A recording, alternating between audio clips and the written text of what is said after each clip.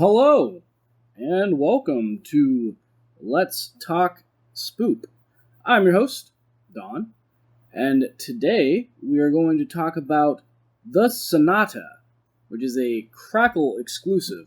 I don't do a lot of Crackle reviews, but this one caught my eye, and I thought you guys would appreciate it.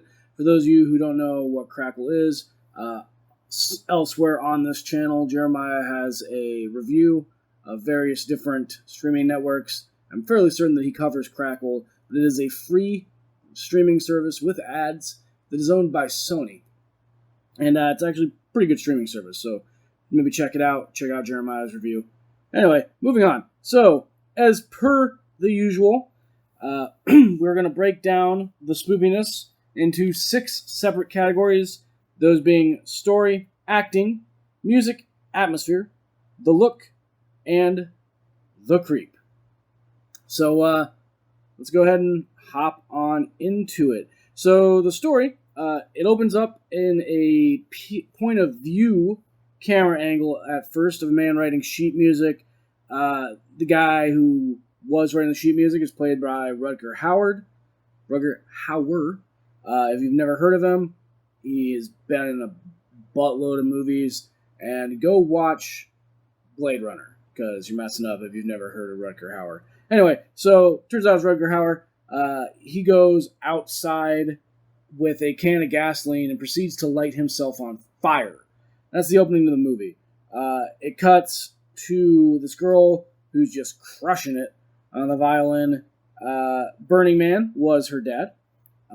She seems pretty unaffected by the news that her dad died. To quote her, "They weren't exactly close." But evidently he is a super famous composer, and she gets all of his mostly worthless belongings.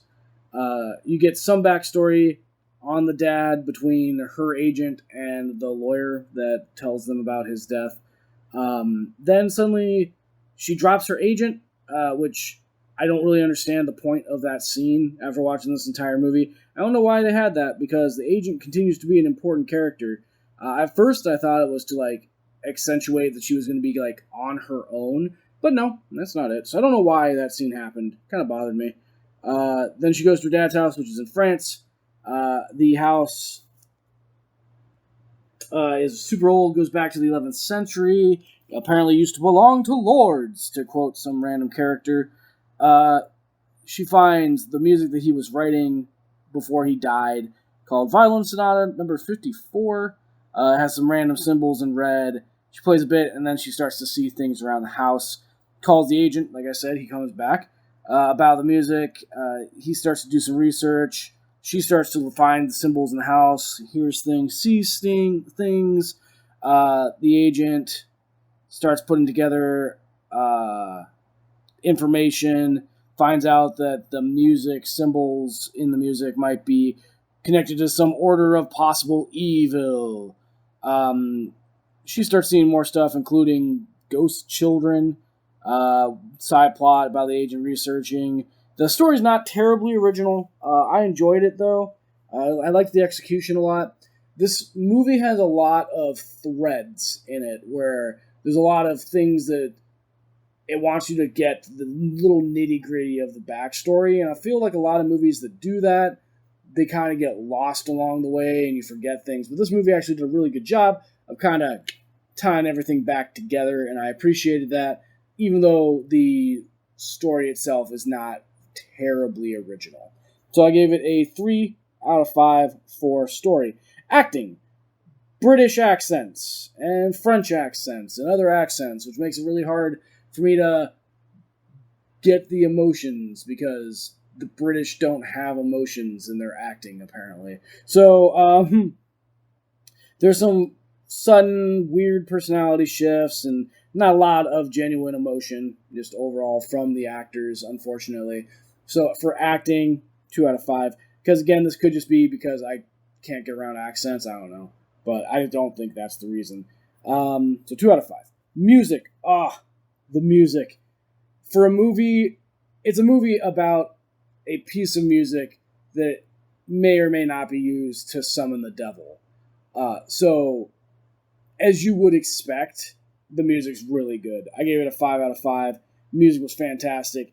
As we talk about some of the other things, the music is really what made the atmosphere for this movie because it just sets you so well. So let's talk about that atmosphere.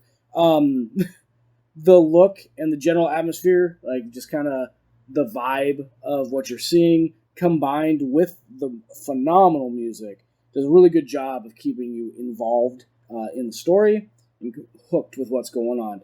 3 out of 5 on the atmosphere because really it's more about the music than anything else. The look. So the mansion is massive and ill-kept and it's creepy.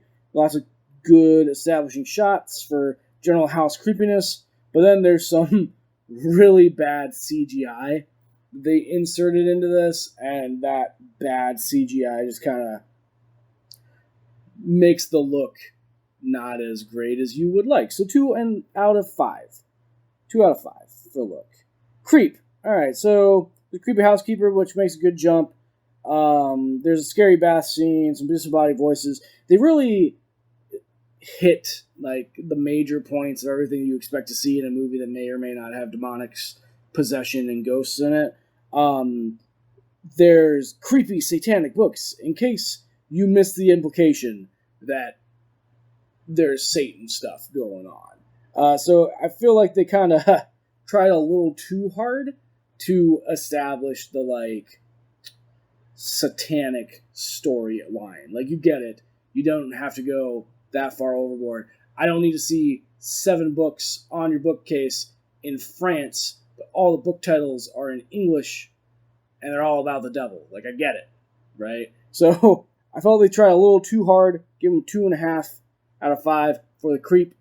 So we add up all of our totals, do a little bit of math, and you get a 2.9, just shy of a 3. And I very much enjoyed this movie, even though parts of it were a little overdone and the CGI was not great. 2.9 out of 5 for Sonata, Crackle exclusive.